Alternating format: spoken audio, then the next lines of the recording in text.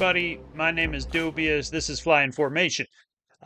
This show is like a spin-off of my mix show that I do every week with DJ Dice. We do a show called After the Smoke is Clear, where we put together an hour worth of independent hip hop from artists across Canada. Like we're playing 95% Canadian hip hop every week, and we never play anything twice. It's all like brand new as we can get it.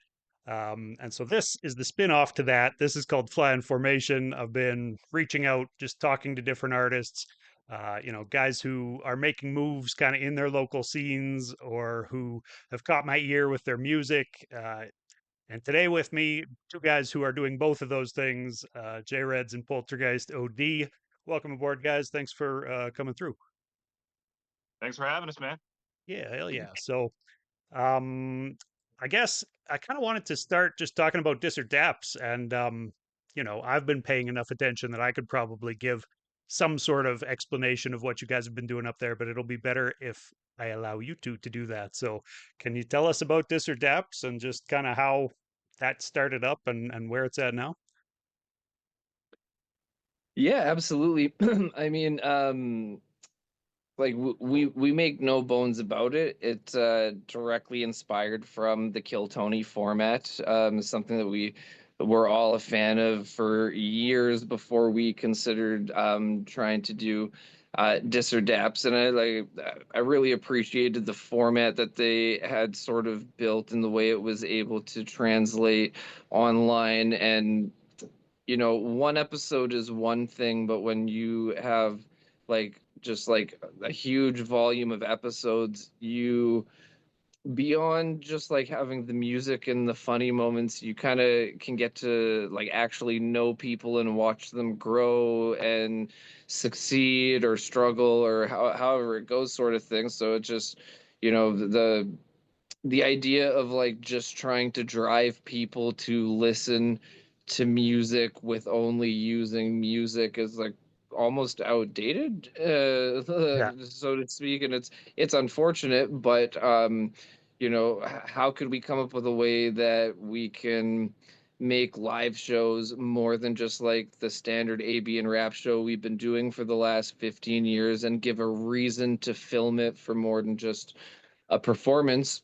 And so I mean, that's definitely where it started. When how often do you For guys do them? It's like monthly, right? Or Yeah. fairly regular, right? Yeah. So I mean, like having any local community needs kind of that monthly show or that bi-weekly show that MCs know they can go to and cipher or whatever. That helps the community just so much to even have that hub to go meet people at and jump on stage and perform or whatever. And yeah, the format with Dis or Daps is just perfect for that to pass the mic to whoever wants to jump up and rap for a minute, right? Yeah, We tried doing weekly, but the show quality dips when you try to do that many. Like 4 shows a month is a lot to focus on. So Right. once well, a month, you're guaranteed a better show at least. and there were some benefits that we had with when we were doing it weekly as well, because like you build a lot of people who stop thinking about what they're going to do for the weekend, and they just know every weekend that what they're doing is dis or daps. And Yeah. that had its own like cool aspect to it as well. But just like speaking about the market and demographic that we're dealing with, like we're not LA and we're not Dallas, and we don't have the entertainment life nor the amount of people competing for space in it that those places do. For real. So if you're gonna try to do dis or daps and then have like the full rap concert afterwards, sort of thing, having enough guys who are like good at their craft and serious about it without having to like recycle the same guys like all the time when you're doing it weekly in a population that we have, like Right. it's Same it, five it's guys up there freestyling every show or whatever. Yeah.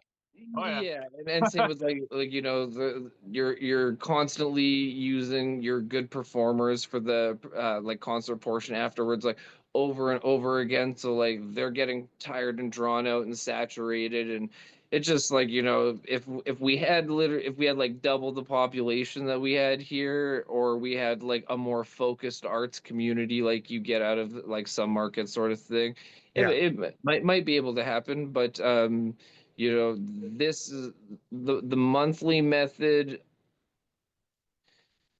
Like you could probably get away with running more specifically in like the spring and fall, but at least in Alberta and the majority of Canadian markets, like summer and winter are kind of tough because summer everybody's at festivals, and the winter nobody wants to fucking do shit. I was So gonna say it's tough to get anybody outside when it's plus or when it's -30. I mean, like yeah, yeah. yeah, It and when depends they're on at the how beach bad through you the want summer, it. it's too late too.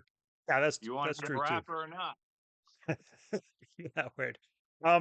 So as far as like the talent pool in Edmonton goes, um, an interesting conversation that I had with Mitchell Lawler last year. I said like, there's got to be like 30 different MCs in Edmonton I could name off the top of my head who are all dope. Um, but would you guys agree with that? Because Mitch didn't. Mitch was like, no, there might be like six.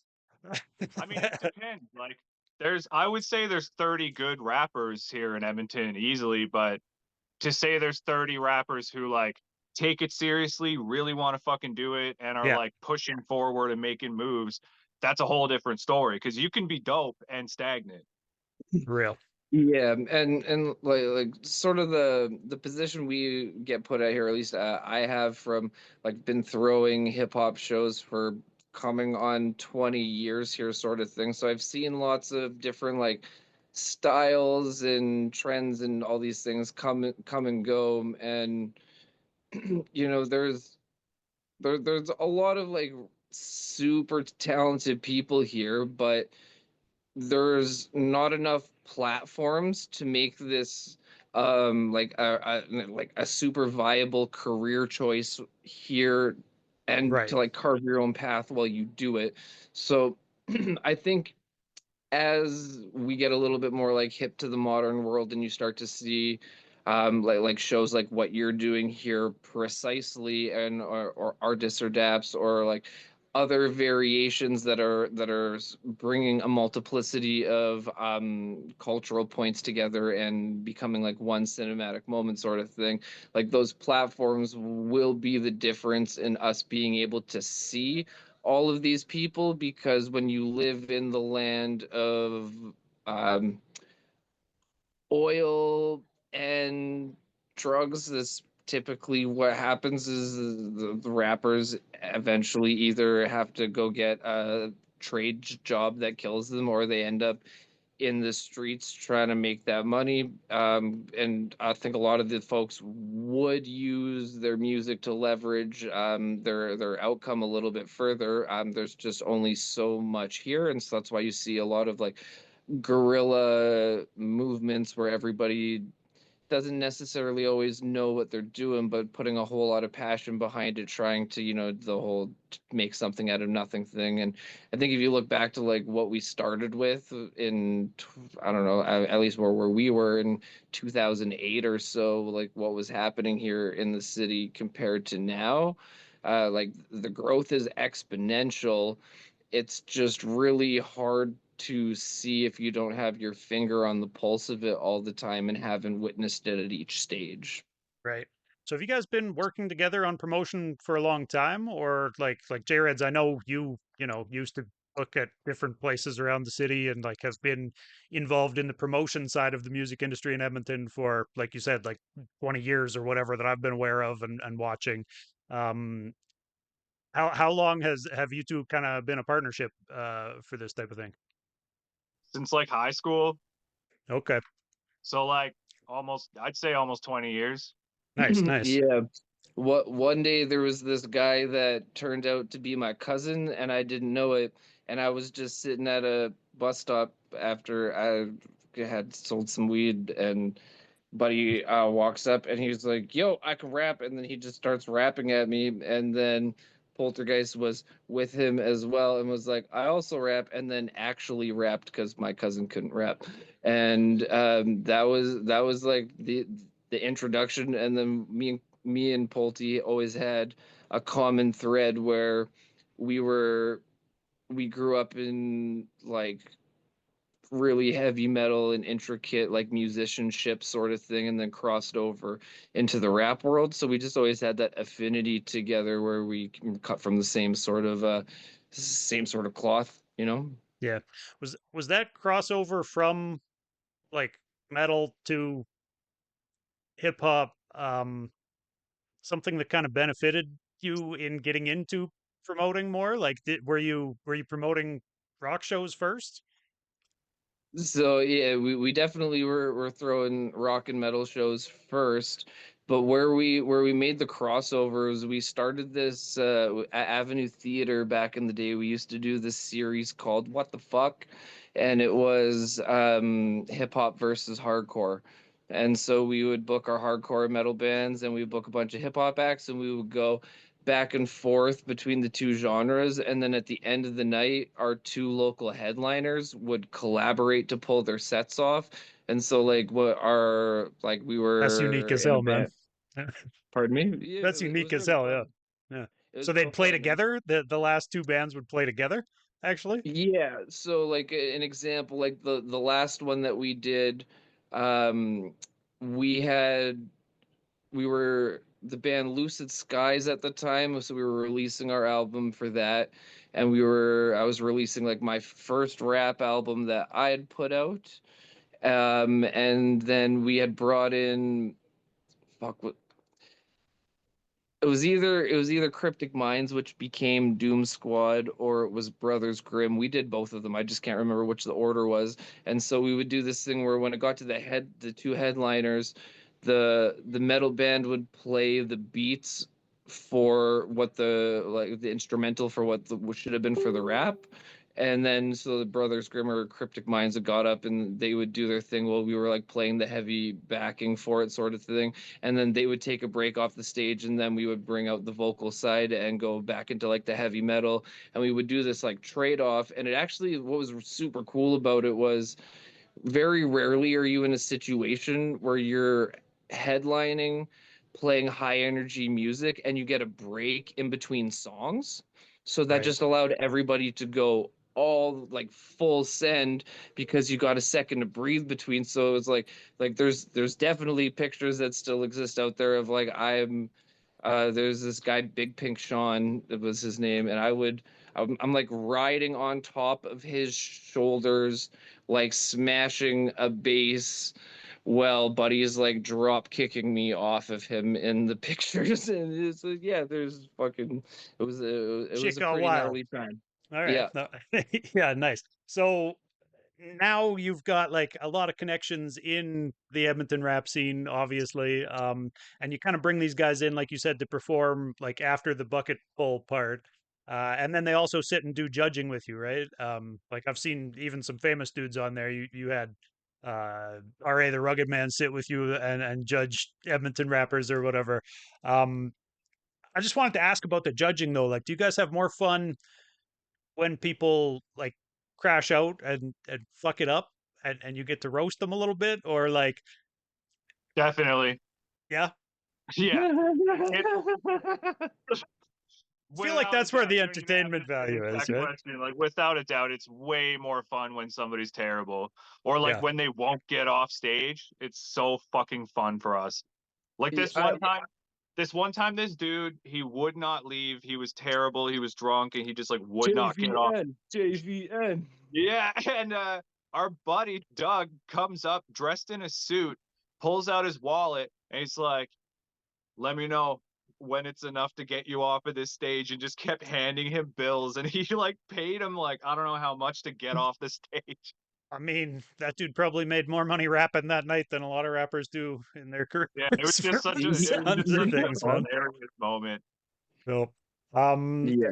And part of it too is it's like whether they do good or not with the actual rap themselves, some people understand how to lean into the moment with us and know that we're just trying to have fun. right. And some people take it too seriously.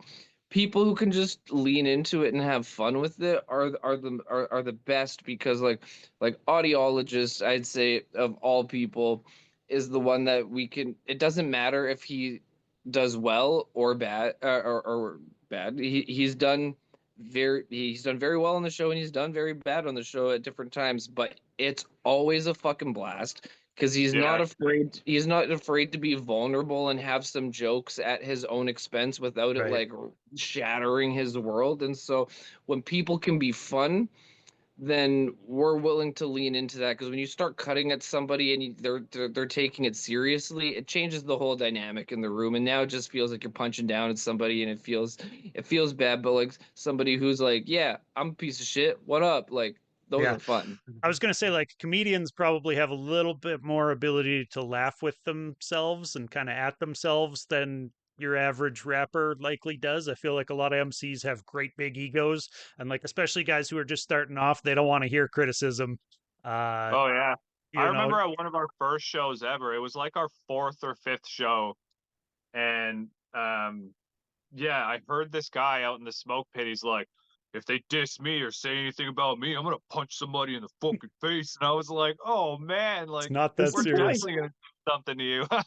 Uh, and was he peaceful when you did, or I was he honestly dope? don't even remember because I was hammered that night. So Fair enough. hopefully he did good. How often Luckily, how often do people impress you when they get up there and rap?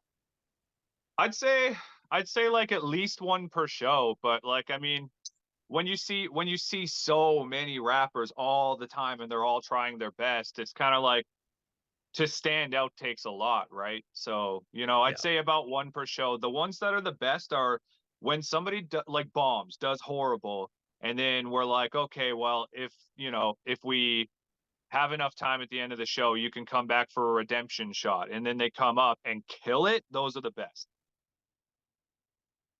And do you get like established MCs coming through and doing that and like actually just dropping bombs on stage, or like is it Oh yeah. mostly kind of up and coming guys that are bucket pulls?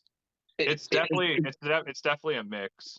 Okay. yeah, each night can be completely different, which is like you were talking about when we had RA in. And what's hilarious is, like, if you go through our entire 3 years we've been doing this, by far the worst set of bucket pulls we ever had was the RA the Rugged Man show. And Yeah. it was hilarious, because he was just like, he RA didn't know how to react, because he wanted to give people shit, but he's like, is your guys' standard just like really fucking low or something? Like, Yeah, because he's like, Right. what's the matter? Edmonton rappers can't rap on beat, and we're like, yeah. no, usually they do though. Oh no. Yeah, so it's just luck of the draw, you know what I mean? Like, sometimes some people get it in their head that it's like an open mic thing, and they're above that, and they don't really got to do that. But honestly, like, when people who are experienced and know how to banter on stage and everything come up and just like let loose, those are like a lot of the best moments. And they definitely are the ones that do better online, as we're posting all the little shorts and everything like that too. So I mean, Yeah. as we grow, you'll see a shift in that, where eventually people are like, oh, you guys are getting views and this is an opportunity. And like, if that's what drives them to do it too, I don't care, I just want good footage. Yeah. What drives you guys to do it? Like is it actually trying to like help MCs get better? Do you give them like real kind of meaningful like you could do this better critiques, or like It's like it's a little bit of a it's a little bit of both. Like I do it mostly because it's fun. It's Yeah. just fun. when it's But good content and it would be fun to just like sit and do that, right? Like, and oh it's a Do yeah. what great you way to love and make don't work. content. It's Yeah. just it's just like roasting all your friends at the end of the day. But like there is also that sense of like pride for like helping to put the community together. Like we've had people meet at the show, thought each other's sets were dope, and ended up collabing, and those people would have never met otherwise, right? Like Yeah. we've had people come on the show and leave with a festival spot, which is like, dude, it took me what, fucking 8 years to get on a festival. Like that's incredible for somebody to come in, kill it on stage for like maybe their first or fifth time Right. and then get huge opportunities out of it. Like we've given away like music videos, lyric videos and stuff. And it does feel really good to like be able to do that for the community because like we never had that when we were starting out. Yeah, No Yeah. way. Yeah. yeah. Well, I was just going to ask, when you finally got booked for a festival after 8 years, was it because you ran into the right person, shook the right hand, or was it because Yeah. your metrics finally got to a certain point and somebody called you up or whatever? Because I feel like I said earlier, having that hub where people do meet up and shake hands is so important for any community because that happens, right? It's more about who And you happen to run into and make a good impression on a lot of the time. it definitely was that. And it's because of J Reds. So he introduced me to Levi and Victor and like all the guys who like run Intersect Art and Music Festival. So yeah, I just like met them through him. We all became friends and I ended up like helping them work on the festival and they were like, you should do a set. And I was like, yeah, I definitely should. Yeah, makes sense. Um, how Yeah, much? that's Yeah, go ahead, Jared. If you had something to add there, man. that is typically how it goes, and it's weird because it's like you don't want those to be the things that pull you through, but it's also not what people think, and it's like it's not this like, oh, you're out here being a savvy networker, so you said the right things to the right people at the right times. Like Corey got his spot, and mine is a similar fashion because he showed up and he put an unbelievable amount of work into making sure that everybody else could have their moment and get to go the way that they wanted to.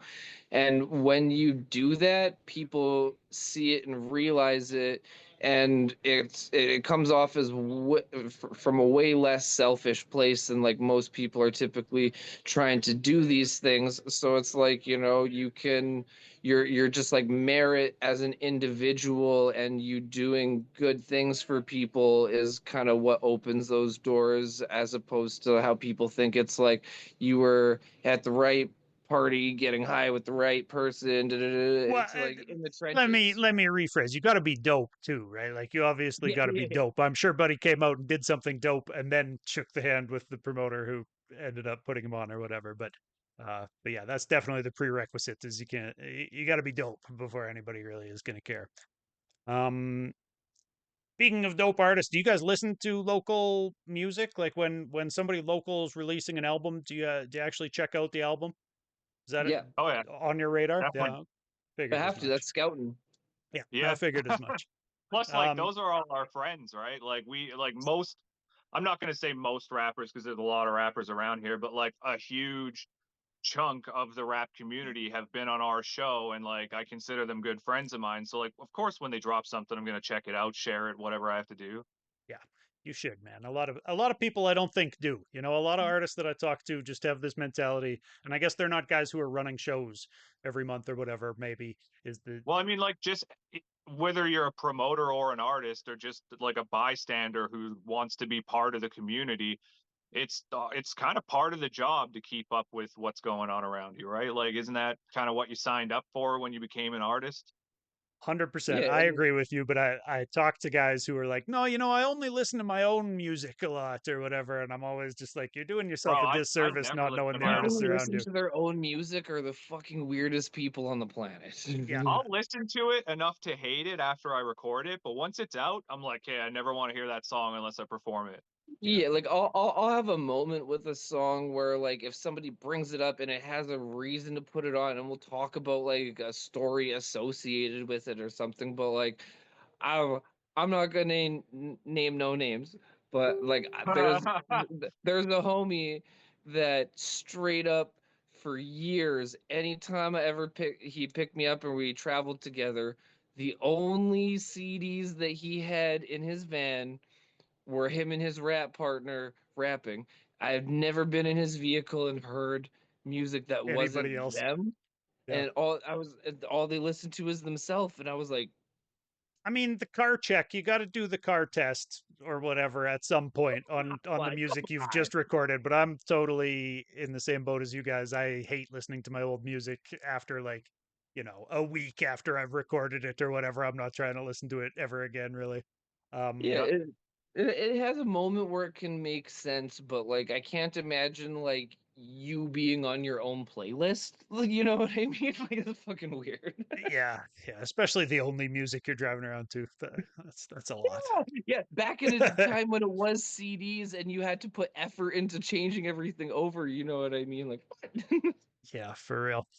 Um, Oh, this is good. Do you guys think we get more or less critical as we get older? Because I feel like a lot of young guys have that mentality I just talked about where they listen to themselves and they think they're the dopest MC around and they look jealously at the scene around them and think like fuck that guy, I'm better than that guy or whatever, right? And but then there's this thing in hip hop where people talk about old heads being haters and I'm like I don't know, I'm definitely less of a hater now that I'm old. I have You might opened be. my horizons to a lot of different lanes of music or whatever, and like personally, I got less critical as I got older. If people like it, I'm like, all right, you're doing something right. All the power to you. I might not like it, but if those guys do, that's fun. Whatever. Well, I Yeah. mean, as a recovering elitist myself, Yeah. I I know exactly what you're talking about, and yeah, I'm definitely less critical now. Like when I was like, back in like 2007, 2008, if it wasn't like technical brutal death metal, it sucked to me. I was like, that's all I want to hear, and everything else is crap. But like, yeah, I mean, like I got into rap, and then that opened my eyes to other genres, and now I just, if it sounds good, it sounds good. I don't really, even bad shit, even stuff that like sucks on purpose, it like a B movie, but songs like Right. No, but joke rappers. I like jokey stuff like that.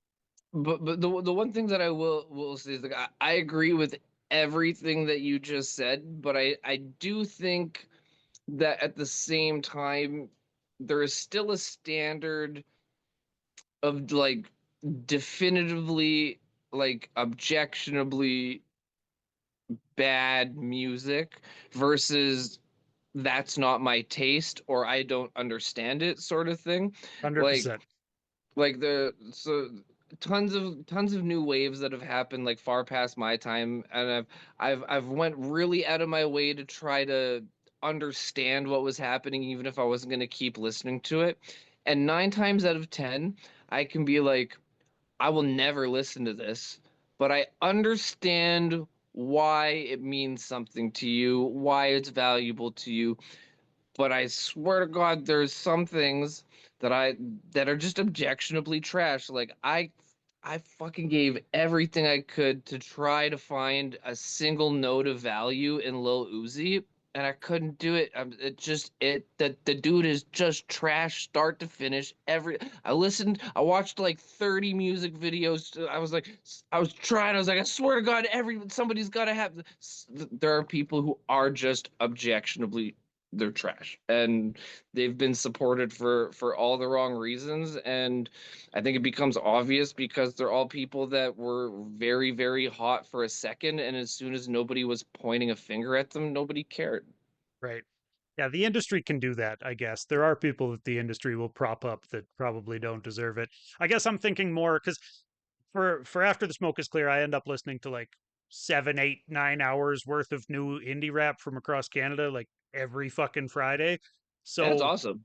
dude, the amount of garbage that I listen to and just like half the fun of Yeah, listening through those playlists is that like a lot of it's awful. Like a lot of it just like makes me laugh. But I guess in my old age, there's still the hater in me, but I just keep it more concealed at this point. Yeah. I play what I like and I don't comment on the rest or yeah, whatever, right? yeah. But It's just like it's almost like not worth your energy to argue about it, right? Yeah, definitely. and you could also tell though when you're listening to something that might be trash, but you can tell if somebody has something there that they just haven't fleshed out yet Yeah, versus they have no idea what good sounds like. for real. You know, Dude, there's I'm like lots of following things that thousands of artists across the country for just that reason. If I hear something and I'm like, this isn't the song, but maybe the next one will be. Like I'll still hit follow and make sure that I'm Yeah. watching his socials for the next drop or whatever. Yeah, totally, totally. There's this one dude that like his music is, at least the things that I'm hearing across social are way different than everything that I heard from him before. I don't even know what he goes by because his branding's pretty fucking hard to understand. But it's either District Apollo or Dizzy is Dead sort of thing. But like if I I've heard listen, District Apollo. Yeah, that's a yeah, name I'm yeah, familiar with. Yeah. yeah, and he's like. I've listened to a lot of stuff. It wasn't that any of it was like bad before. It was just like in a very niche pocket that wasn't going to escape that niche pocket. Yeah, it's like And that, crossover rock crap, isn't it? Like, doesn't District Apollo often have like rock elements? Trying to well, remember. I'm trying to figure it out, but this dude had problems with his distribution, so I've just been listening to the TikTok clips and can't listen to this freaking song, sort of thing. But he's definitely got a hell of a voice, and it's a full sound instead of like underground backpack rap sort of thing. And Right. so like that's somebody that was always like on the cusp of it, but didn't have it like 100% dialed in. And I mean, if the rest of the stuff comes out the way that I'm thinking it's going to from like what he's been putting out so far, sort of thing, I'm like, you finally found your thing, my guy, and you're probably gonna do really well really quickly now, sort of thing. And that difference sometimes, some people it's fucking 80%, but some people it's like 2%. They were just about there and they just needed to envision something a little bit differently and present it differently. Or they're like, oh, I'm gonna take it seriously, and I hired a vocal coach because I use vocals for a living, sort of thing. I'm like, oh wow, this made me better. Like Yeah.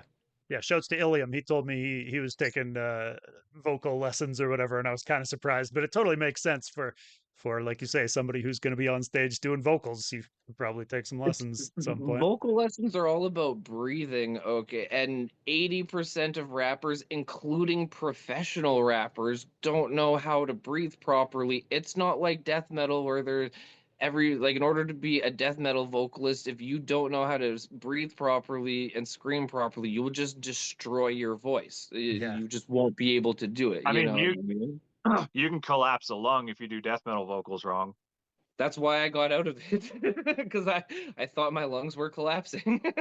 Dude, I literally watched this guy on stage pig squealing until he passed out on the stage and then woke up like a minute later.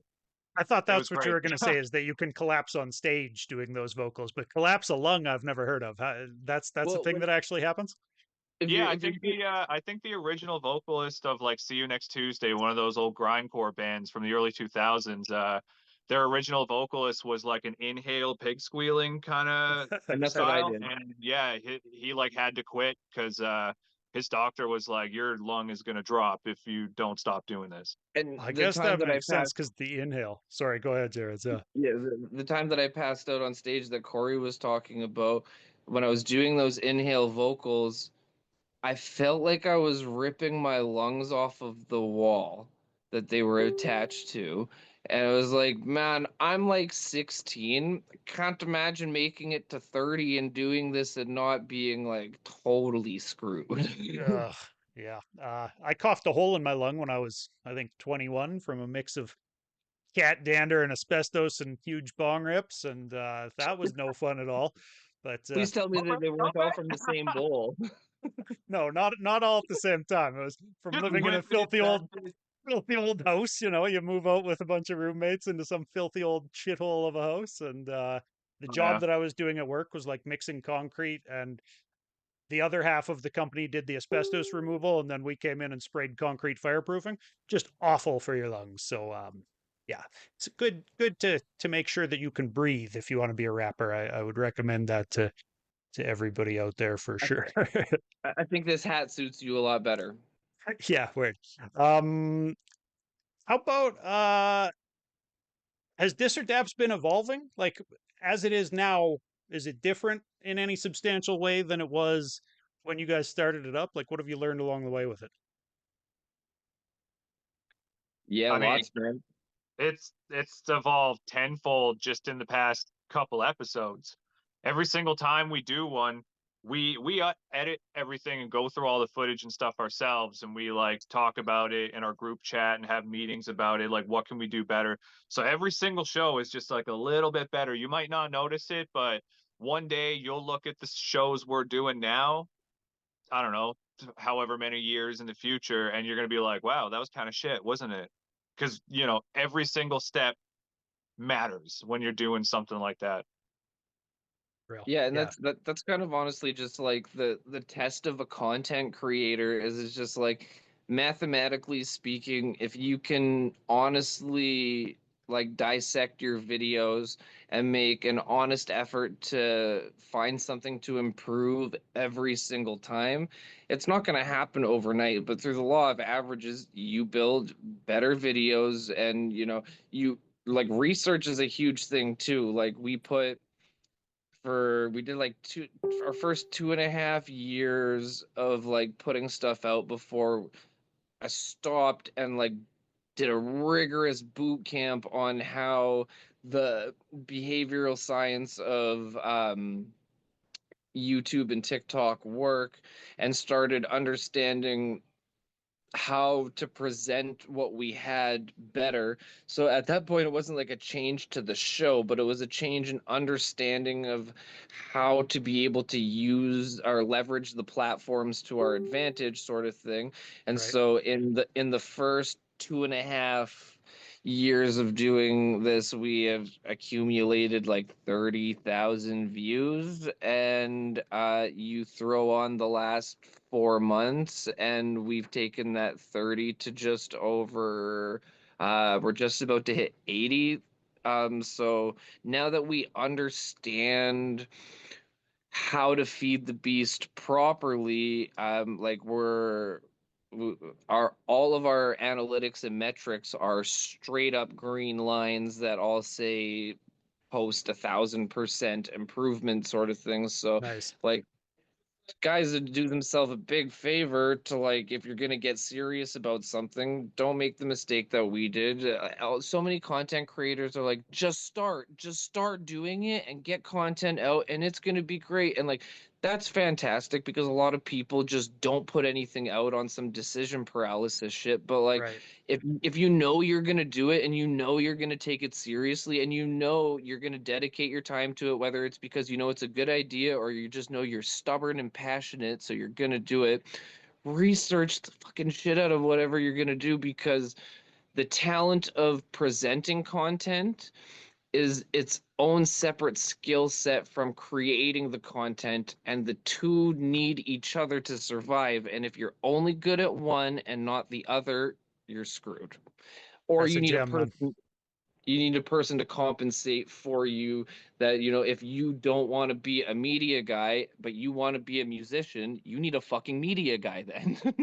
Yeah, yeah. Where so a lot of the evolution then has been in the content creation and in figuring out. Is it more like figuring, stuff like when to post or like what clips to choose more that you feel like you've been benefiting from, or like what was the marketing changes that have been made?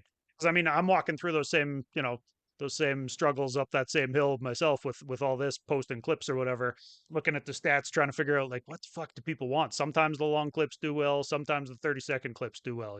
Like Yeah, well, the biggest thing is, first of all, you have to you come up with a reasonable schedule of content that you can stay at consistently based on what you're doing. Now, District Apps, we shoot more than an hour of footage. It's really easy to break this up into tons of pieces and clips and be able to like our thing is 2 pieces of content per day on each of the video platforms.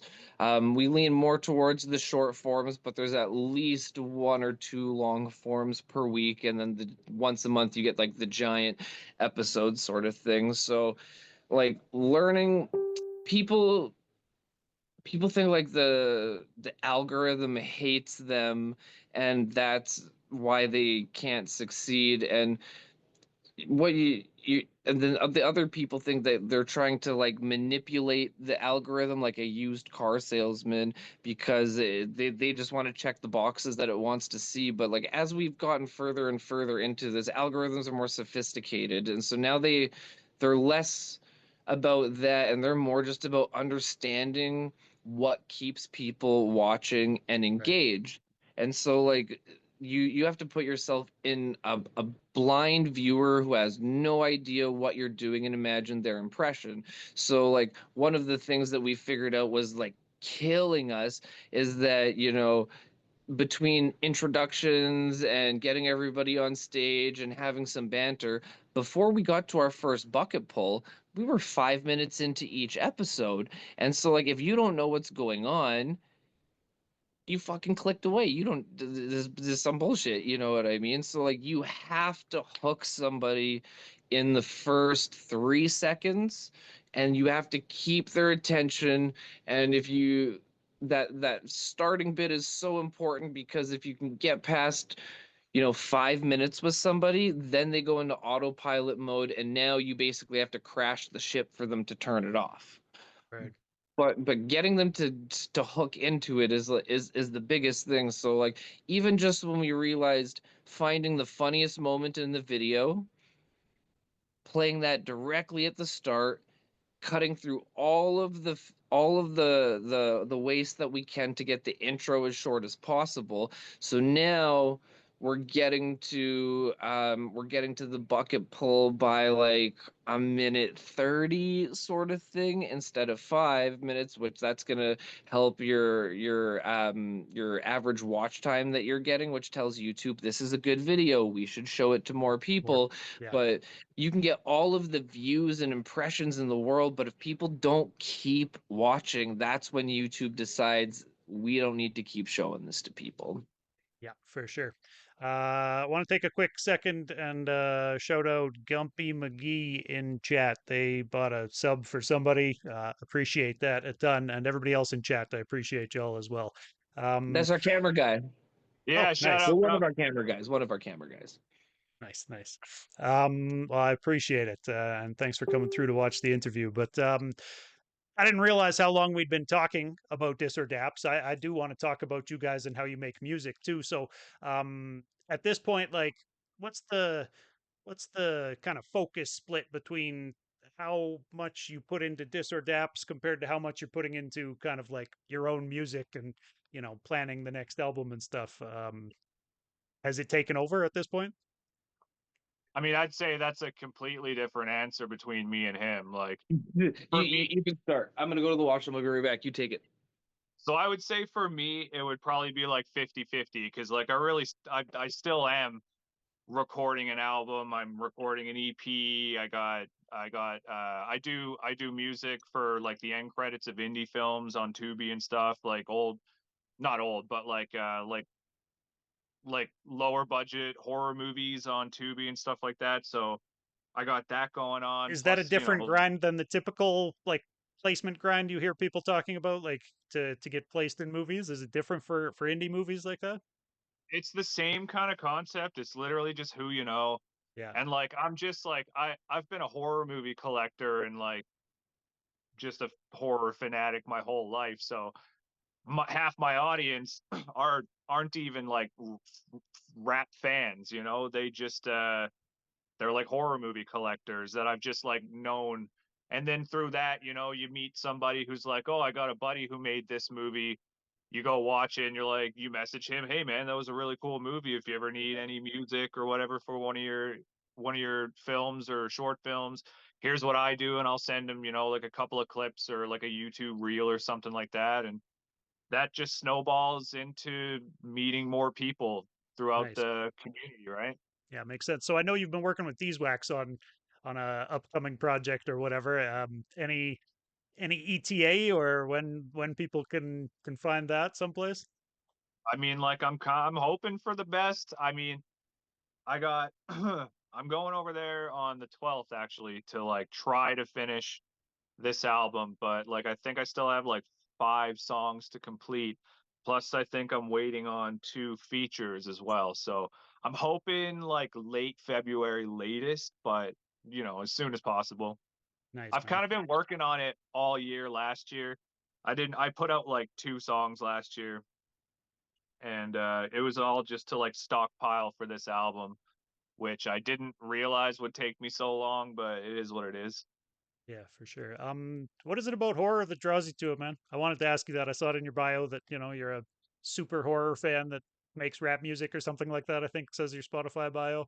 Um, Something along those lines. I'm probably misquoting it, but yeah, what is it that draws you to horror, man? I have no idea. I have no idea. My dad showed me it when I was 6 years old. I watched Child's Play, that Jack Frost horror movie. I saw that when I was like 7.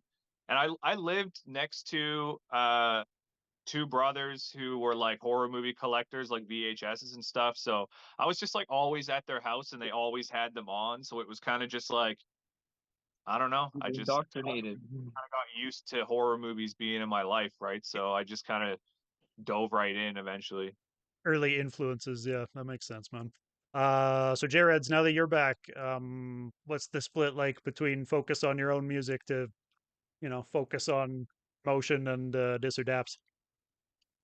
Well, the conundrum I repeatedly find myself in is that we create projects trying to build platforms for myself and other artists to be able to reach up and do these things, and then it's when you're looking at a list of priorities. I mean, at least for me, it's easier to shortcut myself than it is to shortcut people who are constantly putting in work and helping us build sort of things. So my stuff ends up getting pushed to the back burner a lot because of that, but I'm okay with it because I've got pretty niched out music to begin with.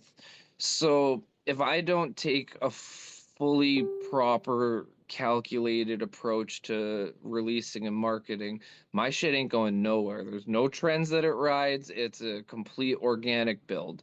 So I have a lot of music finished, mixed, mastered that I'm very happy with that I wait to put out until we have the proper platforms to be able to put everything out through. And I know that we've got a couple killers on the team. So to me, when I can start to see the people around me doing well, that means that we've built the system properly enough that I might be able to utilize it. But utilizing it preemptively just seems selfish. So realistically, it's just the task that I put on myself is that we got to get this whole team operating for it to make sense for me to be able to focus on that element. And I've got no shortage of music. I can, if we're like writing a whole EP in this weekend or a whole, I can crunch. I've got no problem just getting to work. I've like waiting for inspiration is something that is far past me. Like if I need to turn on the switch, turn it on, let's work. Time to work. Yeah. But it's got to make sense. So Yeah.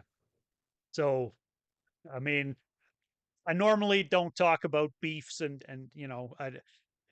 as a lot of the viewers probably know, hip hop has been recently shaken to its very core by a huge beef that's happened. And no, I'm not talking about Jake and Kendrick. I'm talking about Poltergeist, OD, what's the other homie's name? Polly Free, and this dude Comics. Can you tell me what the fuck went down there, we Poltergeist? hold on, we can't give it as we can't give this situation this much credit to say hip hop was shaken to its core because I was comics. completely joking.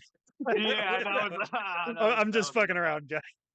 I was trying to make people think I was about to bring up Drake and Kendrick, but no. We're getting them. The other We're getting battle those. that happened. Yeah. We're getting the dude. keywords in We there for the clickbait.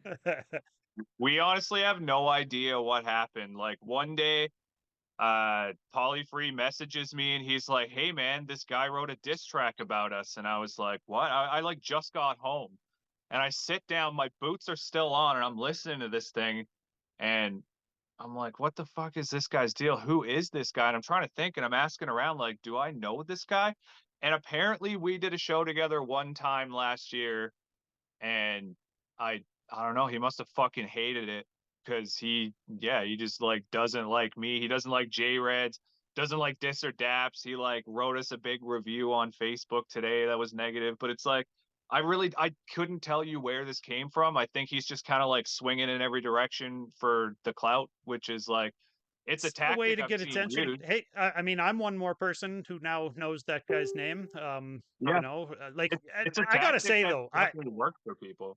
after doing ATSIC for 5 years, and especially after living in Edmonton for fucking near 20 years, like prior to moving down here, it takes a lot for me not to know you as an MC in Edmonton. Like unless you're 19 or whatever and like you're just brand fucking new. And even then, like if you do a feature, I'll probably see you and hit follow or whatever. Like I pay a lot of attention and I had to be like, who is this guy? Like I go click through or whatever. And I mean, yeah, I don't know. I listened to the one song that he wrote about you, and I listened to it for about half of it, and was like, okay, I see what's going on here. I don't really know what the beef is about. On to the next thing or whatever. But like, And Yeah, neither did we. yeah, We had no idea what was going on with this kid, and like he was fucking dropping multiple diss tracks on like Christmas Eve. And like I was like, I honestly just felt bad for the dude. I was like, if on Christmas Eve the biggest concern you have is trying to drop a diss track to people who have no fucking idea who you are, I'm sorry that your life sucks, man. Like, yeah. I mean, I hope it goes better for him. I don't know what to yeah, say. Like, it's yeah, yeah. And whatever. like to this point, like I don't actually have a problem with the kid other than he's continually trying to talk about a bunch of things that he has literally no idea what the real stories are or anything. But like if the kid just like one day was like, "Hey guys, I was going through a bad time and I'd like to come do a show," we come fucking do a show, man. It's like not like yeah, nobody beat bruh. anybody up or has gotten actually hurt over it. Like, That was what I If this actually wondered. Was like, was this something that like, did you guys insult him a little too hard when he came up and rapped one time, or like, did it spill no. out of this or that that was somehow? Like, that was my that was my first initial thought. I was like, this is obviously a dude from Dis or Daps that we might have said you suck or whatever. Like that we would we make probably were sense. a little Yeah. harsh. But no, I don't think he's been to a Dis or Daps. He just hates it. So I don't know. I Yeah, wish I had an answer for you, man. I just don't. Well, we don't yeah, need to give it any more airtime. Really, I just, yeah. wanted to bring it up briefly or whatever and see what the backstory was there quick. But Yeah, I mean, I wish we had a more invigorating story for you, you know what I mean? Because, like, literally, you could have asked me about any other rap beef that's ever happened in Edmonton, and I could tell you some hilarious shit probably, but there's just no smoke to go with the fire on this one. Like, interesting. Well, um, guys, we've been talking for like an hour already. Do you guys mind sticking around for like another 15 minutes or so? I wanted to run through a couple of these how important questions for you so that I can Yeah, of add course. you guys to the pile of clips. Okay. So how important is making music videos? Ugh, well, that's that, that's a that's tough to answer. it's Right? a split question because it really depends on what your strategy as an artist is, and like where you're at in your career, because obviously like music videos don't get the same attention that they did in 2014. Short form content has definitely paved the way. Now they're both super valuable. You just have to realize that the resources that go into a real music video, you have to pull out all the stops and do a real one, because if you're going to do that, you're essentially competing with like the Hollywood level productions that exist if you want people's attention. Right. I think it's a lot smarter for artists who are just coming up to focus on low budget content that might not be a music video but like simple performance shots and those sort of things, and having a lot of that content. But as you establish and you actually, like, if you do have real attention on YouTube, well then monetizing is a huge concern. Now, you're not going to make a shitload of money off of it unless you're doing like huge views. But if you're smart with affiliate marketing, sponsorships, product placement, all those sort of things, you can turn it into a real revenue stream. Now, the question is, are you just trying to figure out a revenue stream, or are you just trying to make art, or somewhere in the middle? Because if you're just trying to make art, that's fine. Just understand you must have a lot of money to set on fire over and over and over again if you would like to keep doing it. Otherwise, you have to learn into figuring out how to make it a monetizable function so that you are contributing to the growth of your career when you do it, and you have to then commit to doing that regularly to maintain your audience. So there's really It's a good no. answer, man. Yeah. Basically, what he's saying is you should buy a lyric video from me That'll and do it. don't. That's all you Yeah, really need these that's days, eh? it. Buy a Yeah. lyric video off of me. I'll hit you with a dope rate. I promise it'll be good. Yeah, and then I get to eat McDonald's, and you get a dope rap video. I don't mean to blow your spot up there, Poltergeist, but like, do you just use AI to make lyric videos for people? Because No, no, He doesn't. I would He never doesn't. do that. okay, okay, these are Because I like these. the stuff that I do, like I'll come up, I'll write down an entire concept and like storyboard stuff. I'll Okay, search for 8 hours for footage that works exactly so the this way I is not want your it to, and like standard, yeah, not your like standard every issue lyric single video. animation, every single transition, everything is like with purpose to emphasize something about that lyric. So Nice. like I just don't think AI is fucking there yet. So Yeah, no, no, they and can't do all that. They can put the captions up, but they can't do all yeah, that. I'm sure they like AI can probably make a cool looking video, but it's not going to be with the type of purpose that a human being would put into it.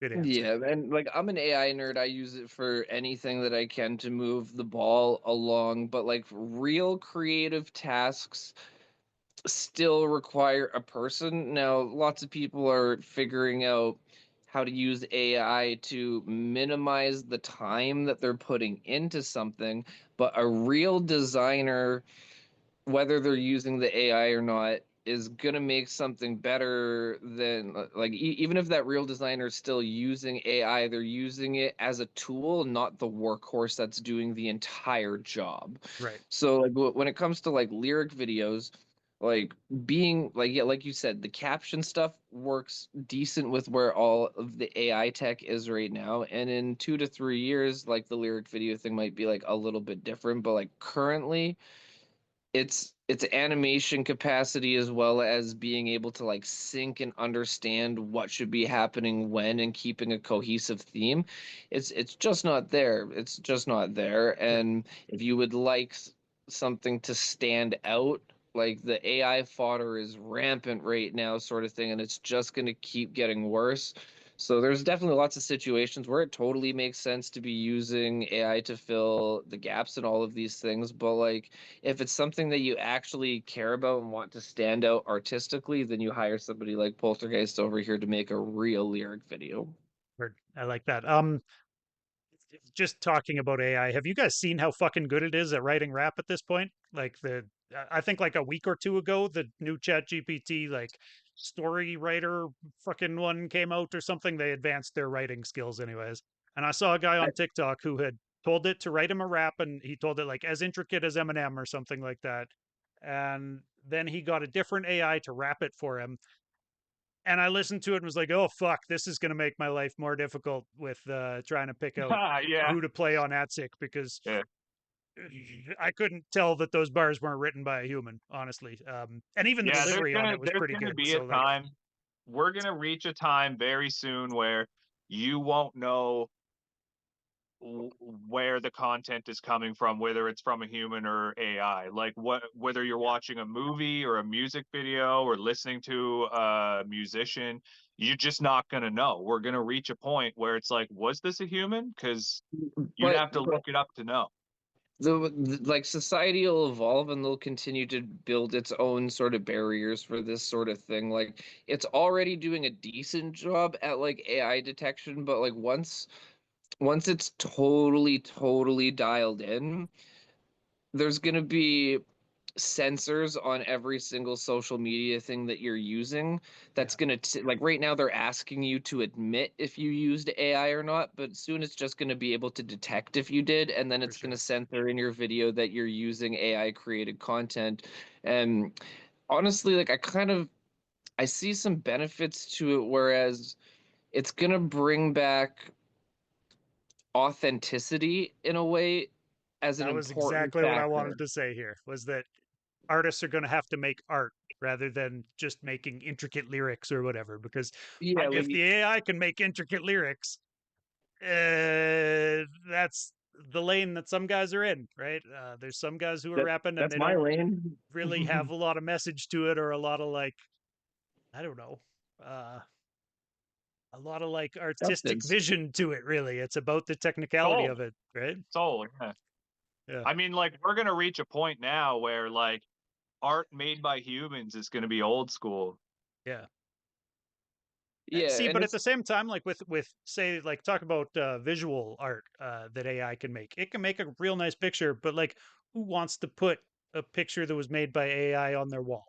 I think everybody would rather have a picture that was made by some dope artist that they've met or that they admire or whatever, right? Like, I feel like it comes down to the buyer to have a little bit of discretion with what they're actually going to be buying and supporting. And the masses might be happy with kind of the more like surface level stuff that AI will be able to do, but I feel like there'll still always be a lane for people making art.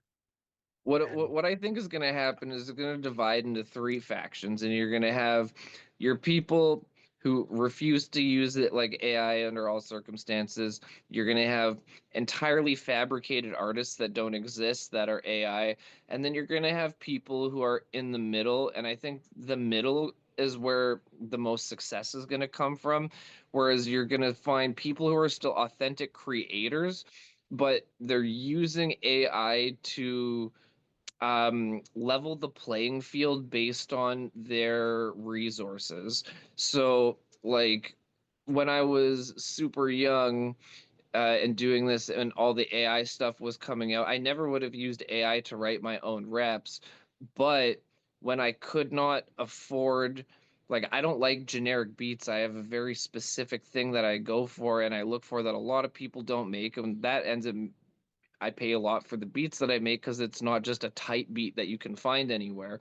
yeah, So I would have been able to like get to the core of the sound that I was trying to go after like years and years before if I had all of these things available to me, and it would have shortened my process in getting there. And so I think that's what you'll see is guys who like like people who hate social media but love to be a musician.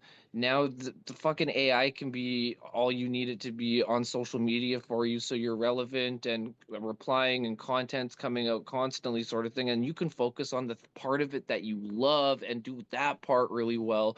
So I think that's where the huge benefit's going to come, but there's no denying that it's now lowered the barrier of entry where you no longer have to have creative skill as a mastered asset to join the party.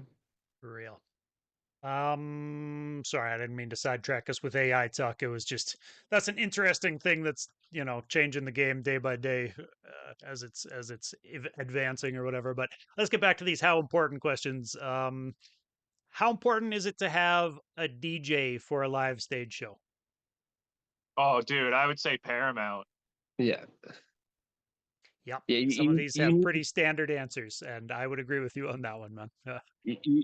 being like even if you're like even if the DJ work that you're doing isn't like fancy cutting da da da, like you're just like playing the songs for people and moving forth, like the knowing when to cut the beat, when to move on, when to pull it back intuitively, and it not having to be like explained and pointed out, sort of thing. That's what keeps your crowd on the dance floor, because every time you give them a second of drag, it's just like the same thing as a viral video. If you have a couple seconds in your video that nothing's happening, you're losing all of your people at that moment. You're taking them out of it and you're killing that stream of connection. 100%. How about how im- this is funny. How important is another artist's opinion of you? Yeah. Depends on the artist. Yeah, you got to that's fair. That's fair. Yeah, Yeah, I mean, like, if somebody better than who, if somebody who I personally considered better than me or more successful than me gives me advice, of course I'm gonna listen to that. But I mean, if some fucking nobody's like, "Oh, your music is shit," then I don't care. And there's also like not everybody's at the sound that's in their head that you're hearing now, and they're working towards it. And I'd encourage people to get to your sound before letting people deviate you from it. Like when I was first starting to rap, so many people were like, cram way too many words into way too short of a space and da, da, da. And they weren't wrong, but I forced myself to become good enough to understand the breathing and the rhythmic metrics to be able to do what I wanted. And when I got to where I wanted, I didn't hear those same things that people would say about it. So like have a bit of faith in yourself and getting your craft into the hemisphere that you like think it should exist in before you let people start telling you it's shit, because if you're still just developing and you know that, then that's fine. like that, man. I think, dude, a lot of artists do some of their best work like in their 30s because, like you said, it takes a while to master that sound. I think there's the Yeah. odd protege who comes right out the gates and they've figured out how to be Nas and write Illmatic at age 17 or whatever the fuck. But like most people, it takes a little bit of warming up to really master the sound and the style or whatever for sure. I mean, And like, we're I would even say, like, I recently just found my style because, like, I've tried out stuff all throughout my 20s, and yeah, just like the last couple of years, I like really found the pocket that I'm supposed to be in. And it's like it sucks that it took me that long to find it, but it feels good to be there, right? For real. This kind of goes along with that last question, but how important is working with one producer to develop a sound? I personally think it's paramount. And it's like I'll make songs with other producers, but I only make albums with Conscious Robot, Mike Phillips and Scott Phillips. They're two random dudes from Virginia that found my music way back in the day, and they're like, "Man, nobody wants to rap on our beats." And I was like, "That's bad. That sucks for them because these are fantastic, and I want and like." I don't even feel like I sound like myself on other people's music. Like they're the only people, like they write beats the way my brain hears them. And I've hired like I my therapy sessions album, I found the Cam Bluff in Australia before Bliss and Esso fucking found him, and he's producing all of Bliss and Esso stuff now. Like I looked all over the world to build my sound, and the only two people who can create it are Mike and Scott. Damn, that's high praise, man. Nice. What about you, OD? You got a Uh particular producer you like working with? Definitely Beeswax, 100%. I can't even imagine going to anybody else right now because like he knows how I work, he knows how I record, he knows kind of like what I want to sound like in the final project. So like yeah, and I don't like recording by myself. Like I did the whole mic That and a sucks. laptop mic and a laptop thing It's and good for demos yeah, because you yeah, work out your shit before you go to the studio, and then you Right. go in already being able to do it good. Yeah. yeah. Yeah, that But makes sense. I just I don't know. I like making music with my friends. It's just more fun to have somebody there with you. Plus, I'm not I'm easy to work with. Like I'll take criticism or ideas and try new things. Like if I do a bar and Deeswax says like, why don't we try it like this? I'll try that. And if it sounds good, let's go, move forward, right? So just like even having somebody to bounce ideas is really helpful too. And see, like I'm very opposite with it. It's not that I won't take like criticism and instruction, but this isn't with my producer, it's with my engineer when I'm recording, is that y- I only trust your opinion if I think you know what I want and you know a better way for me to get there than I'm currently trying to. So like Yeah. my engineer that I do everything with is one of my best friends since grade 7, and he's the only person who knows what I want. And other people can mix and master my stuff or record me, and it would sound good, but he's the only one that's going to give me what I want. So I'll take his advice, but I won't take other people's. What does the recording process typically like look like for you guys? Are you in studio writing or do you go in with everything already prepped? Dude, Everything already prepped. I go in with my ad libs written. Like Yeah. I won't record a song until I have the verses and everything memorized. Like if I can't rap it without looking at my lyrics, then I'm not ready to record it because it won't come out genuine. It'll come out like I'm reading it. And Right. I'll notice it and I'll hear it in my own shit sometimes, my old stuff, and I'm like, man, I should have really memorized that and just like went into the studio and closed my eyes and like gave it the energy I wanted to do, but I just didn't take the time to prepare. I think going into the studio 100% prepared with a vision in mind is like that's how you come up with good music. In my opinion, that's how I do it at least. I know people who just will go in. Like I did a song with Doom Squad once, and all three of those guys were just in the waiting room while I recorded my verse. And by the time I came out, they all had verses written. And I was like, holy shit. But like, Yeah. I could never do that. I got to really like take my time and think about every single thing that I'm saying, right? Yeah, it's like I can do the right on the spot record thing. It's never my best work. Like I like to perform a song live for a year before I take it to the studio because the song progresses and develops so much over that time. And then before I go to the studio, I record my whole album by myself, and then I go to the studio. So it's like I've already done absolutely everything so that it's Yeah. all muscle memory when I'm in there, so that if I'm given a suggestion or we're going to try something new, I can focus on that and I'm not also trying to remember where we fucking started to begin with. Yeah. Like, That makes so much sense, man. That's funny.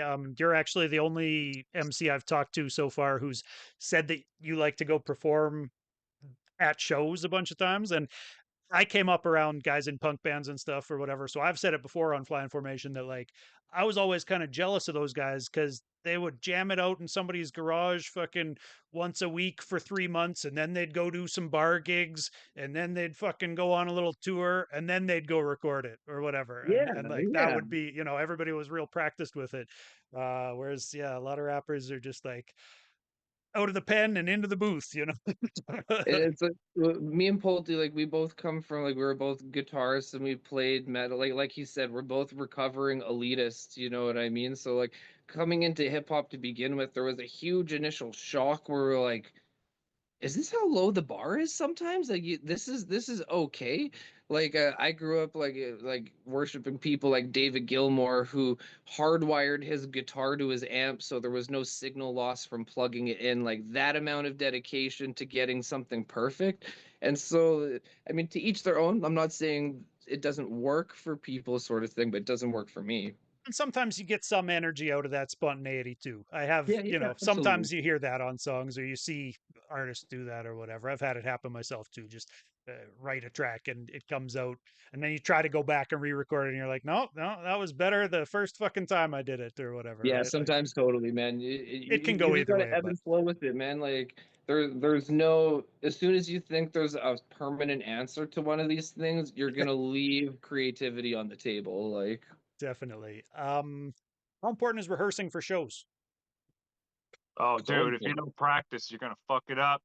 Yep. Especially like I do like aggressive, like choppy type rap. So like there's a lot of words, there's a lot of aggression, there's a lot of breathing techniques involved to Yeah. get that performance out. So like if I don't practice, I'm screwed. And trust me, I've definitely done shows where I just put my set on a USB, went there and did it and fumbled the bag so hard because I just didn't. I mean, maybe I didn't care. Maybe I had a few drinks and I just, couldn't get the words out. I was fumbling and stuff. So like, yeah, I mean, if you don't constantly rehearse, like I'm rapping all the time in my head, like every day. And just today, I took an hour out of my time to practice for my next battle, just to keep it cycling in my head because I don't know, if I don't do that, I'm just going to be screwed. I've really enjoyed stepping back from doing any shows because now I don't do that. I write sometimes and make a song sometimes, but I never have to walk around like stressed about like trying to memorize lyrics like I used to. And yeah, that's I hear you. Rehearsal is very important when you want to fucking nail it. J-Reds, you rehearse before shows? Oh yeah, absolutely. I mean, when I got into vocal lessons, like it becomes apparent that like how stupid it is to try to perform without warming up, and like I'm not always like perfect with it, but at like bare minimum, like I'll be even just like walking around the show faced away from people, doing things to send massive amounts of vibration through any of my vocal cords and like your mouth. You get your diaphragm moving and all of these things. And the more dialed in you are as a performer, the more you can get away with these things, but you can get away with them because you're practicing regularly. So if you missed that practice before the show, you're going to be okay. But like most rappers don't fucking practice at all in their off time. And the day before the show, they do a shitload of practicing and they wear out their vocals and they show up in worse state than they would have been in to begin with, you know? So Yeah, hell yeah. I want to ask like two more of these how important questions. How important is planning the rollout for an album? this is why I my mean, albums don't come out, because if you don't plan out the fucking rollout, nobody listens. And I was literally just about to say that's a question for J Reds for sure. They're so like, important that you never put out albums. no, Just but plan and plan. obviously Yeah.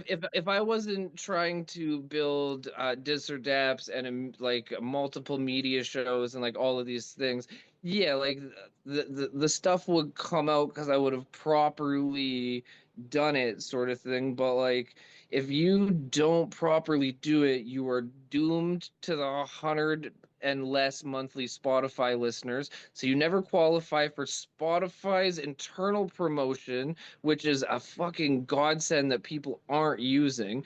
And I know lots of people who are using it that are not fantastic rappers, but they're crushing me and everybody else I know in their views. And it's not fake bot views, it's like internal Spotify promotion.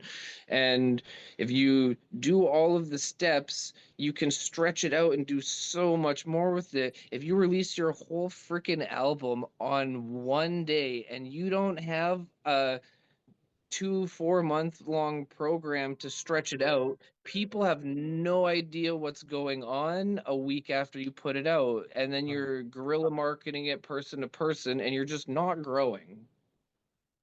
Bingo. It's like, dude, you I'm sure you've seen a million of them, but like how many rappers have you seen just drop a track like, "Oh, my new song's out," and that's their only post about it, and then next week they're bitching about how nobody listens to them and nobody shares any of their And the stuff. It's post like, is dude, just the cover art. yeah. It's not even like them talking about it or anything. It's Yeah. just, yeah, here's my new song. He's Yeah, talking about me, there was for the no record. This was backstory, me. there was no post, there was no build up, there's no post promotion.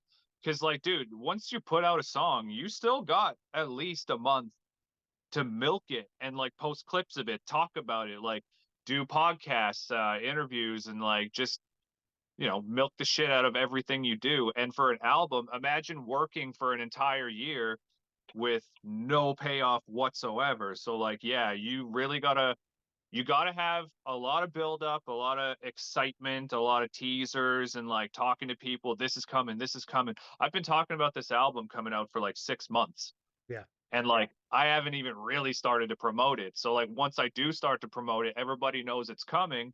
So what I'm gonna do is just like throw up a date with like a half an image or something, and that gets the excitement. Then next day or next week or whatever, do a little story about how like, oh, this song means a lot to me, blah blah blah, and just keep building it up. You drop your album, and then you still keep promo going. So like you can do one album every year or two and still be relevant if you know how to keep it cycling through people's heads.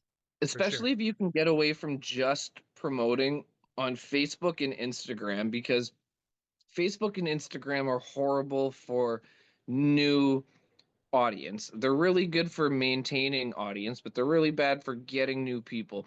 So people get in this like this complex in their head about like, oh, if I post about my song 30 days in a row, people are going to get sick of it.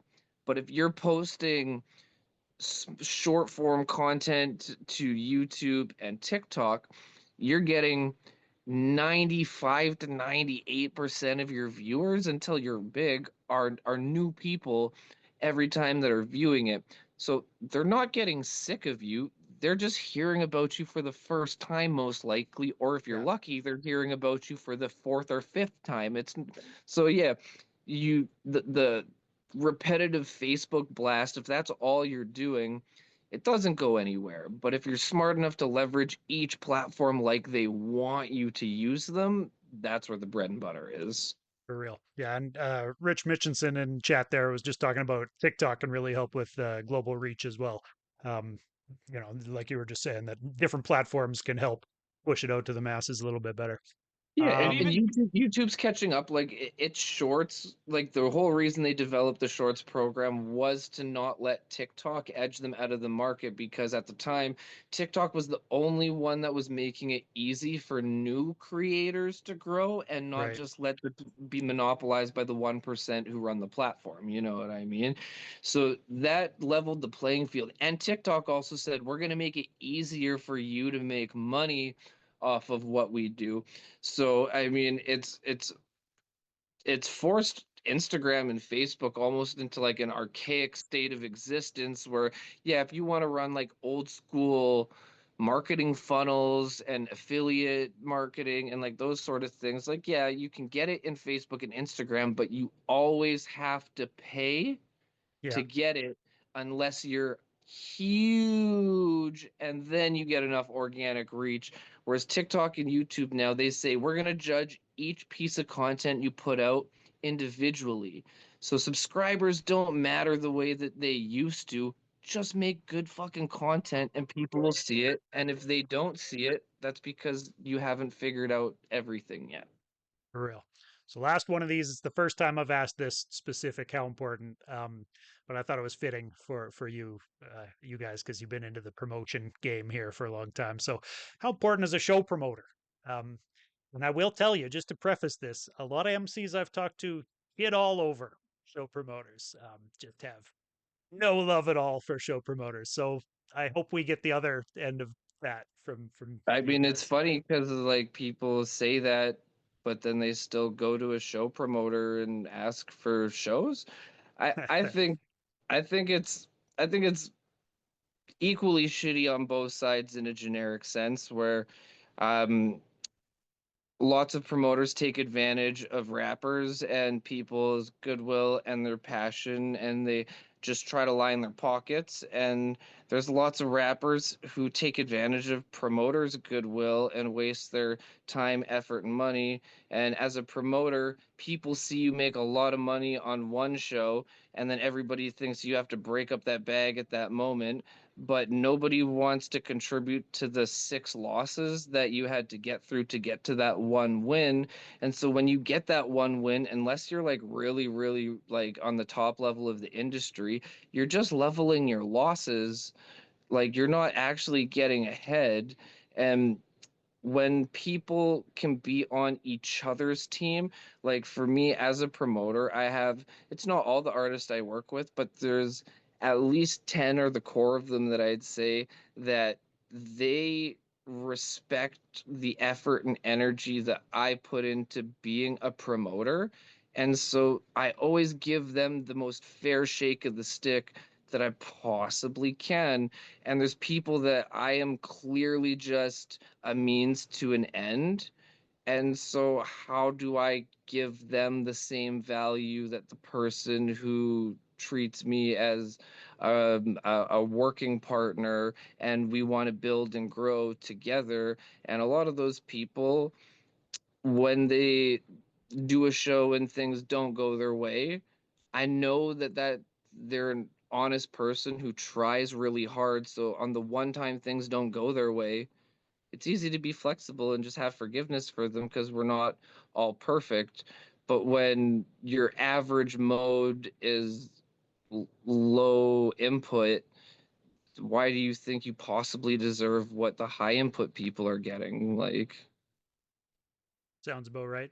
I think there's a wide range of promoters as well. Like absolutely. a lot of the problems I hear people talk about, and I've talked about myself with promotion, is that these guys are booking people based off of like Spotify numbers and don't even like make up. They won't even go listen to the music or know the artists that they're booking, right? Like, and I think that becomes a problem more so than kind of more grassroots promotion where like you're talking about putting the right artists at the right shows and these types of things, right? Yeah, absolutely. Absolutely. It's one of those things where everybody's going to have like a different opinion based on the different experiences. And you're right, different promoters. And there's, I think there's a fine line to walk in it. Like, I don't personally make deals with people where it's like you pay for your tickets up front and all the responsibility is on you. Um, it can be a little opportunistic and take advantage of people, I think, but at the same time, do I fault other people for doing it? No, because in order for you to end up in a deal, you have to agree to it. So if you've ended up in a bad deal, this is your opportunity to learn why it's a bad deal and what a good deal could look like. And what a lot of people don't realize is the promoters who are telling you, who give you these really harsh standards to comply, they're doing that because they don't fucking know you. And if you build a relationship with them, a lot of them will waive all of those standards that they have because they know they can rely on you and that your contribution will be as good as it could have been. But like there is an act, I won't name names, but I tried to book them for years and I kept booking them because they're awesome, but they'd never promote, never move tickets or anything. And then another promoter booked them for a show and magically they sold 40 tickets because he forced them to. So you got to find the middle ground where it's like, what do I have to do to get you to act at your best? Because I can't expect Yeah. anything better than your best. But if you make me play a game to make you act your best, you made me play a game. Otherwise, if you just acted your best, I could have just made it easy for you. Words of wisdom. Got anything to add to the promoter question there, Poltergeist? Nah, man. Honestly, like I don't do much promotion myself. Like I'll promote shows that I'm on, or like I'll promote this or daps, but I don't like organize shows. I see the headaches this motherfucker goes through, and I don't think I got the time or energy for those. So Fair enough. All right, guys. Nobody wants this job. I don't even want it. I just somebody's got to do it. yeah, Somebody's got to do yeah. it, right? So I see it from the outside, and I'm like, I don't think I want that. Well, props to you for doing it, honestly, J Reds, and know that if you ever do see me in a post talking about like, man, these fucking vulture promoters, I'm not talking about you. I'm talking about those fucking guys. There are some of them who are probably they shouldn't be doing what they're doing, but yeah, Yeah, whatever. I've got no problem not catching feelings about those things because I know that I don't operate that way and I can just have the confidence to Oh not yeah. worry about it. You know what I mean? So in closing here, I make everybody. Can you describe your local scene? Describe the Edmonton rap scene. Growing. It's a good one. This is basically what I was gonna say, but yeah, it's I The most I'm simplest way I could possibly put it. We're getting I'm there. I'm excited to see where it goes. Like the scene has had many different shapes and faces over time, and like the pandemic kind of wrote off a huge portion of them that just never came back to the table after. And it's been a much different game since then. It was at first really daunting because there was a lot of people who just didn't understand the value in the live performance and think it's all about digital, and they're not wrong to like some extent, sort of thing. But now what's nice is 10 years ago there was like three sounds in the city that like everybody fit into pretty well, And I really liked Calgary because Calgary was like a lot of more misfit people doing their own thing and having fun and not just like following a trend. And I think that's starting to become more of a thing in Edmonton as more platforms become available. Like when I started throwing shows in Edmonton,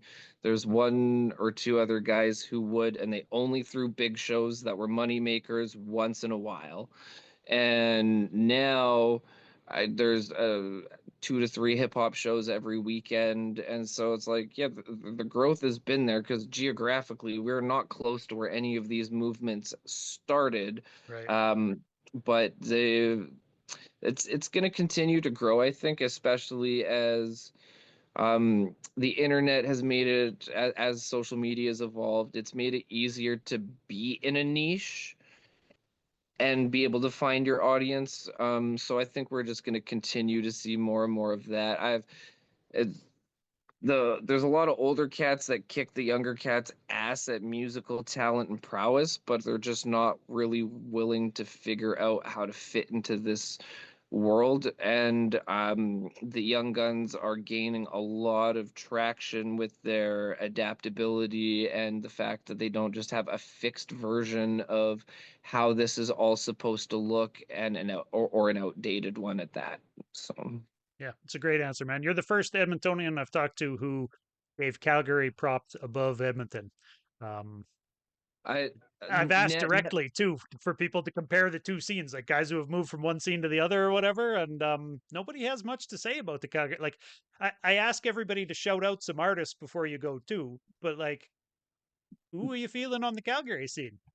man, Calgary is so rich, and like, to be fair, a lot of people that I would go to point to initially have maybe moved to other markets and are like doing other things. But I'll tell you this, like 2014 to 18, there was at least 10 amazing female MCs who could freestyle their fucking ass off and were just like lived and breathed rap culture, uh, in ways that Edmonton has never had. Not to say individuals, but not just like a consistent mass of people. And like, honestly, I'd like the girls that I'm talking about, like I'd put any of them up against anybody that freestyles from Edmonton, and I'd put my money on all of them. I'll say with the exception of Thug Shells, because the girl can just rap Yeah, forever. I was gonna Yeah, interrupt there. Yeah, yeah, Tuckshell is she's a whole different beast. yeah, yeah, but once again, there wasn't enough platforms here to appreciate somebody like her and what she was trying to do. So it made way more sense for her to move away from here because she went to a place where she was appreciated and isn't a sub niche. She's a focus. yeah. I mean, she was making moves in Edmonton as well, but yeah, you're right. California is a better place to live if you're going to Well, try to be a she just wasn't, performer. rapping for people from Wu-Tang or the Twitch creator and Right. stuff like that, just from here sort of thing. And like, this is why it's important that like people like yourself are creating more than just the music platform, but the platforms for people to be able to understand and get to know these musicians. Because if we hit like, if tomorrow I could choose between having 20 more people who are doing what you're doing or having 20 more rappers, I'd have 20 more people doing what you're doing, and then the people who already exist have more of a shot. That's why I started doing this because I was like, you know what the world doesn't need is more of me rapping to nobody. So let me fucking sit back and see if I can help Shit. this scene out a little Amen, bit. brother. There's a lot of people out there rapping to nobody, and I looked around and was like, but they're dope though. Like we just got to try to figure out a way to get more fucking eyes on people. So yeah, it's all the And learning curve honestly, or man, whatever. like I do podcasts a lot, and I think like the majority of my online fan base is from podcasts. Just because like I'll hit them up, even like I'll look up like horror podcasts or like hip hop podcasts or whatever, and just be like, hey man, if you ever want to have me on as a guest, I'm available. And obviously you get ignored a lot, but you get a lot of answers, and most people are thirsty for content, especially podcasters. Like They Yep. need more content. They need guests and stuff like that. And they're always willing to help you. And I'm always willing to help them. And so, like, just networking that alone, like, I guarantee you have a bunch of loyal followers who have probably never heard of Dis or Daps or J Reds or myself. So maybe And they'll vice look us up versa, after that. And if right? two Yeah. people do that every time I did a podcast, fuck, I'd be doing all right. Yeah, that's a win for sure. Speaking of networking, can you guys shout out some artists people should be up on from Edmonton? If there are people who, aren't in the Edmonton scene, who should they be paying attention to from the Edmonton scene? I mean, obviously there's the homies, right? There's like, Jeremy Winter, infamous ING, Sionis, fuck man, there's so many. J Reds. Yeah, so I think like if I was to give like my top 5 people to keep an eye on sort of thing, and for the sake of conflict of interest, Pulte, I'm going to leave you out of this one because you would make the list. But um, you brought up Mitchell Lawler, long since been what carving his own lane out here, very different from what a lot of people out here do. 100%. And he's dope Um, as fuck live too.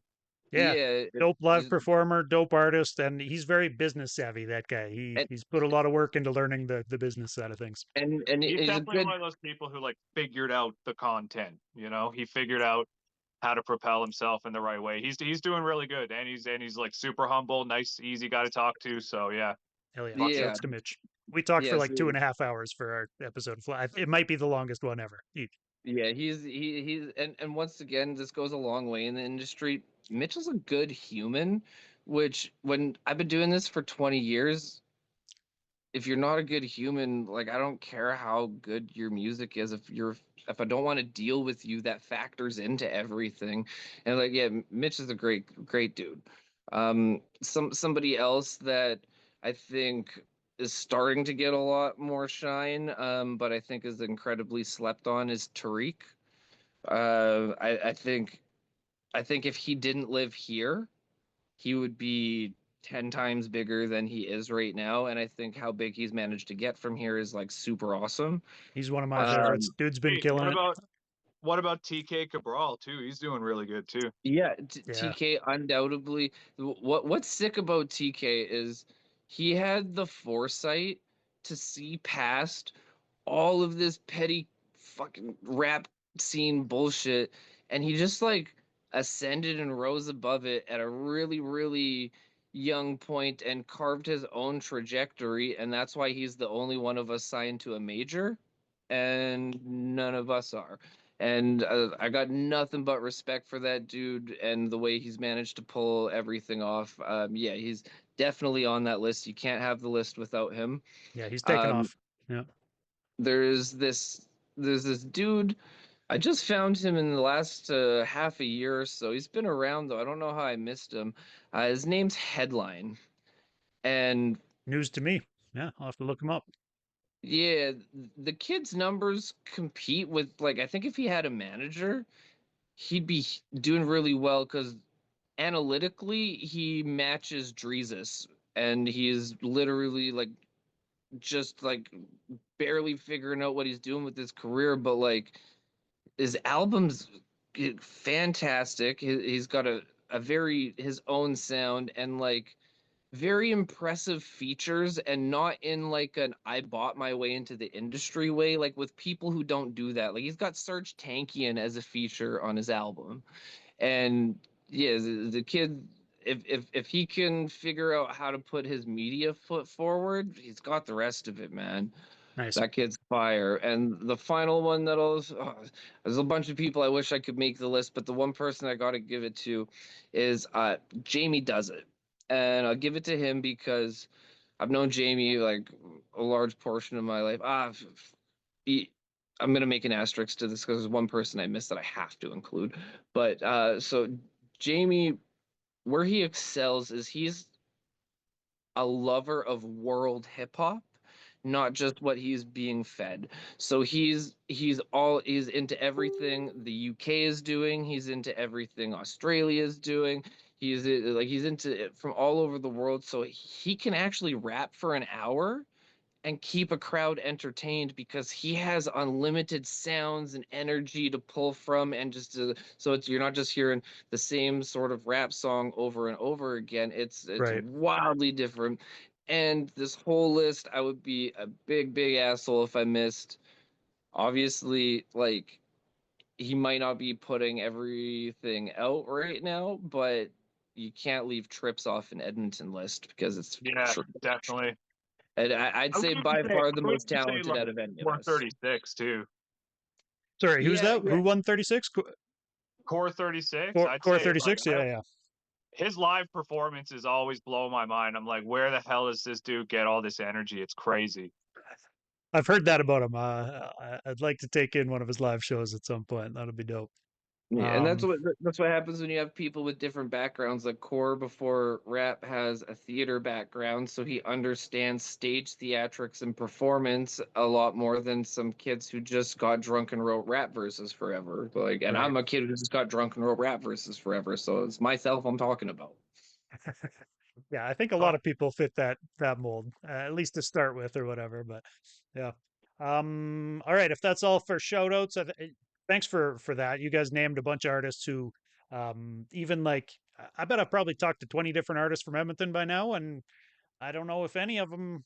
I think maybe Trips has been shouted out before by somebody, but none of the shout rest out of the those artists you motherfunkers. guys were talking about were on anybody else's list. So you guys are tapped in with a different scene up there, I guess.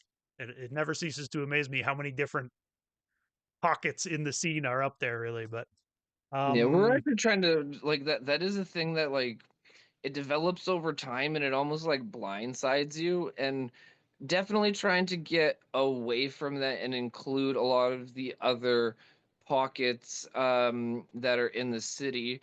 There's just a bit of it's hard to like a lot of the people that we work with, we've been working with so long and things are fluid. Everybody knows what the expectations are.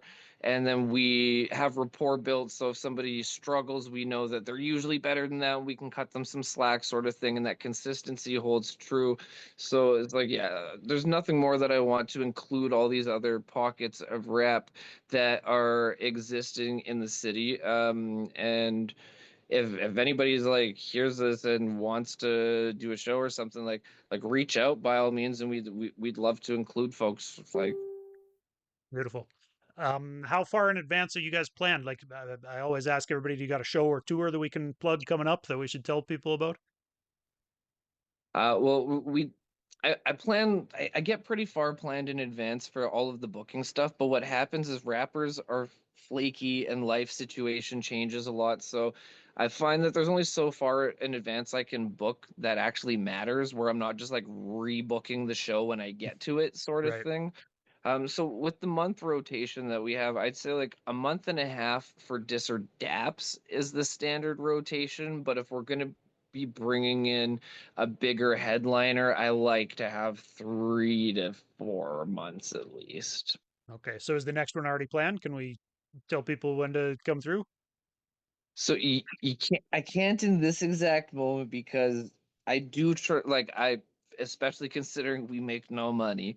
I push this crew harder than I'm sure a lot of paid crews get pushed. And I got to give the guys a break. We made so many level ups and advancements this year that since January is such a dead zone anyway, Yeah. I just let it be.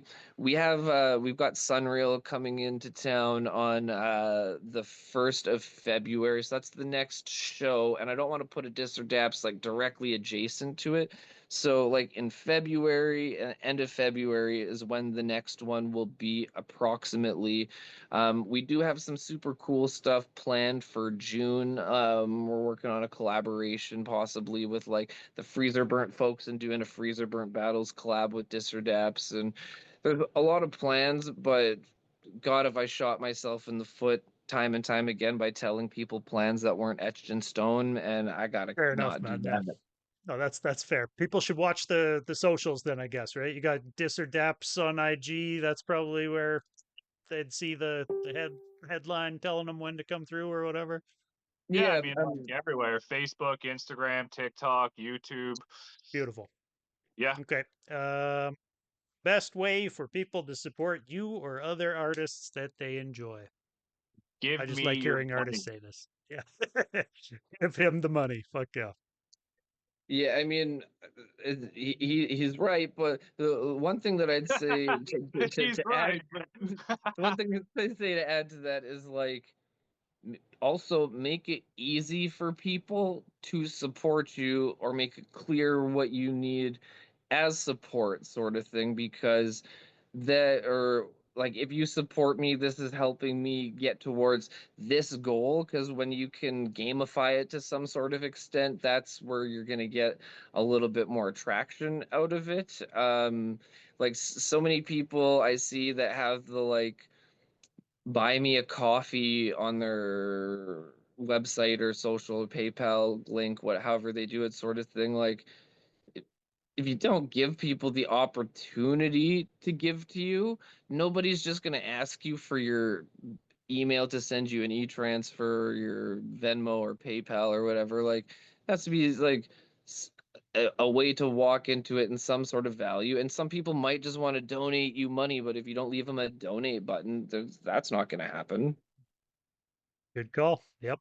Um, all right, I guys. mean, Well, this has been a lot of people wouldn't uh or don't think about how much a share helps, or like a comment or a like, or like posting something in a story. Like every tiny little step that somebody takes, like if you like something, comment something, share it, that's one of the ultimate free things you can do to really support and help an artist out. That it takes what, 4 seconds to do that. So I mean, like that's for real. something that takes zero effort, zero money from you, and it's really fucking helping us. So that alone. Definitely. Click like, click share, leave a comment, even if it's a flame emoji or whatever else. There's a reason the rappers do Yeah. that for each other. Yeah, It helps. and also like there's a little bit to be said about like the commitment to your support. So like if you want to support and give us the view, but you don't actually want to watch the content, save us both the trouble and don't click on it because we don't need you clicking on it, subscribing, and then never clicking on anything again, and then you just telling the algorithm that we suck. Because that's what's gonna and that's what happens when people try to artificially pump up all their numbers with, hey, subscribe to my page. You're taking away the algorithm's ability to understand who you are and who your audience is. Yeah. Well, and I just saw people talking about this like a day or two ago that like if, you've got a bunch of followers who see whatever you've posted and they scroll past it without hitting like or leaving any type of interaction, that's training the algorithm. People don't want to see this Yeah. creator stuff. So Yeah. Guys, I'm on hit that 1% battery here. unsubscribe I'm if you not need gonna lie, to. my phone's probably gonna die. All right, this is the end of it. Anyways, that was perfect. Great timing. Thanks for doing this, J Reds, and thanks for doing this, Poltergeist. I appreciate you guys both. People should check out Dis or Daps for sure. This has been a lot of fun. Did you freeze there, Poltergeist? No, I'm I'm good. All right. I thought that was your outro. I'm like, no, he knows what he's doing. Yeah. I mean, that's about it. I typically after the call's over, I'll tell people like hit like and follow and all those things that we just finished telling people anyways. But yeah, they should definitely follow you guys on the socials. Poltergeist OD, and I believe J Reds is Ja It Rouge is. on IG, um, I and mean, if you look up Disordapps. Game Reds on any social media, you'll find it. Yeah, for sure. So people should tap in, and always a pleasure talking to people who know the Edmonton scene. Thanks, dude. Thank you.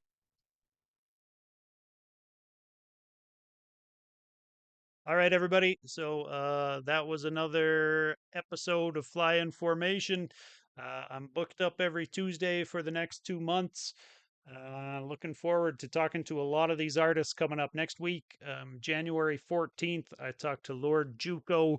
He's a Toronto based MC who was the most played artist on ATSIC last year. And really looking forward to that. I talked to Wolf Castle January 21st. He's based out on the East Coast, I believe Halifax. I'll have to do a Google search to really pin that one down, but I'm pretty sure he's based in Halifax. But he's also somebody I've played a ton on ATSIC recently. January 28th, I talked to Eddie Jones and B1 the Architect, both Toronto-based guys. I talked to B1 recently, but him and Eddie have a project coming out, and I talked to Eddie a few years ago, so it's about time that he makes a return to the show. February 4th, I'm talking a Dialect Sosa. February 11th, I'm talking a Half Cut.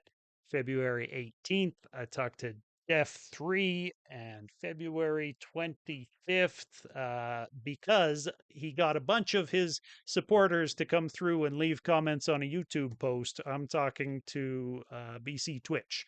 So he was an Edmonton artist. Now I think he told me he's out in interior BC someplace. But yeah, looking forward to all that. So if you enjoy this type of stuff, come through on Tuesdays.